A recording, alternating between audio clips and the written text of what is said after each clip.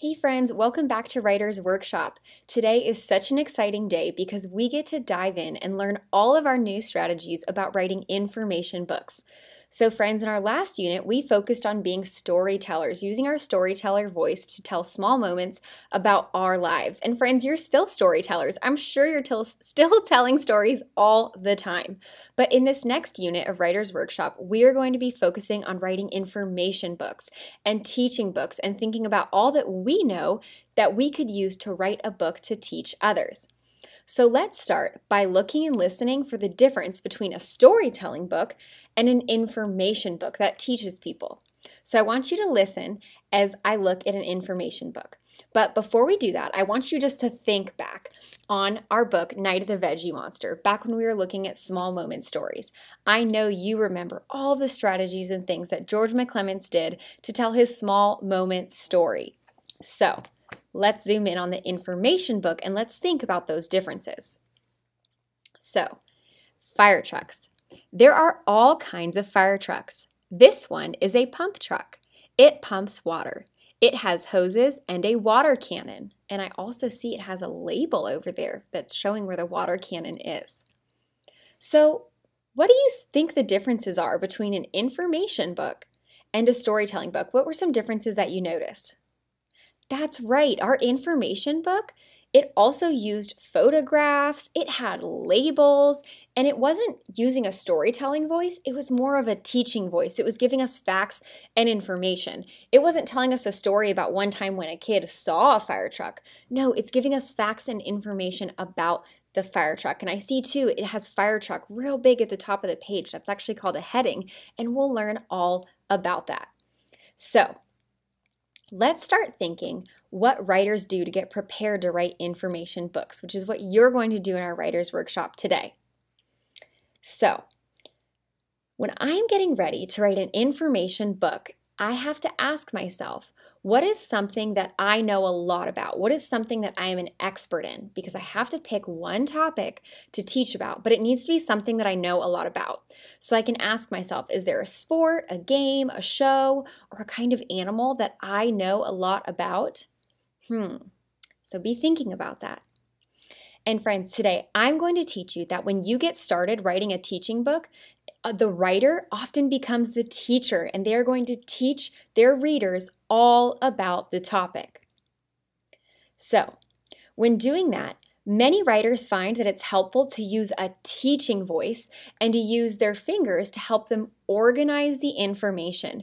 You might remember that with our exemplar about the bulldog. The author who wrote our bulldog story, they organized the facts and information, right? And then this helps us to organize our information because that way, as writers, we can teach one thing and then another about the topic. We can teach about the topic in parts. So, writers, I want you to watch me as I get ready to write my teaching book by using a teaching voice and fingers to teach you about one thing and then about another when I'm talking about my topic. So remember, we know that any type of writing is going to involve planning. So this is a model of what planning an information book can look like. I'm going to pick my topic, and I think I'm going to write about yoga. And then I'm going to tell you what I know about yoga out loud using my fingers to think of all that I know. Because remember, it's got to be something that I know a lot about.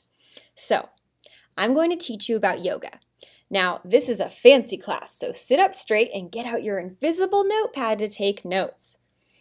Are you ready to watch how I teach? Because this is how you will teach your topic.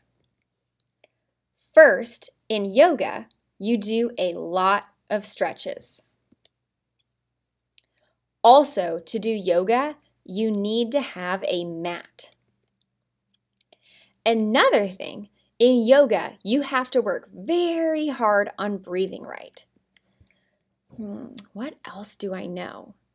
Now, I have to remember, I have to know quite a bit because if I only know 3 things, I'm not sure I'll be able to write a whole book on yoga. I've got to have a topic that I know a lot about. Let me think about what else I know about yoga. Oh yes, yoga comes from India. And one more thing. Yoga helps people to feel better. I hope you enjoyed what I taught you about yoga. So you'll see, friends, I was able to come up with 5 different things that I know about yoga, and I practiced by counting out loud and saying it out loud and pretending like I was teaching to someone. Well, I'm not pretending, I'm teaching it to you, but you, friends, will be able to do that. So that's what you are going to do as you're planning your story and you're thinking about your topic before you even begin to start writing or drawing pictures or any of that. You're going to tell what you know out loud and count out how many facts and information you know on your fingers to make sure that it's something that you are an expert about. So I'm going to call you teachers now because that's what you're going to be doing in this writing unit. You are going to be teachers. So teachers, now it's time for you to give this a try. Thumbs up if you have a topic in mind that you think you could teach others. I want you to think, is there something you're an expert on that you could teach others? All right. So friends, I want you to whisper what you're going to teach about while holding up your fingers for each point. So think to yourself, maybe you've picked football, or maybe you've picked something else that you're an expert on. Maybe you're an expert about dogs, whatever it is, think about it. Now I want you to whisper to yourself and tell about those facts. What do you know?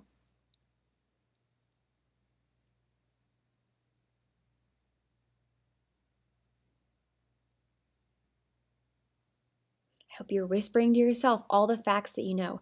And remember, if you get stuck and you realize, ooh, I only really know 3 things about that, guess what? You can save that idea for later when you can do more research and you can pick a new topic because you want to pick something that you're an expert on so it comes easy to you of what to write about.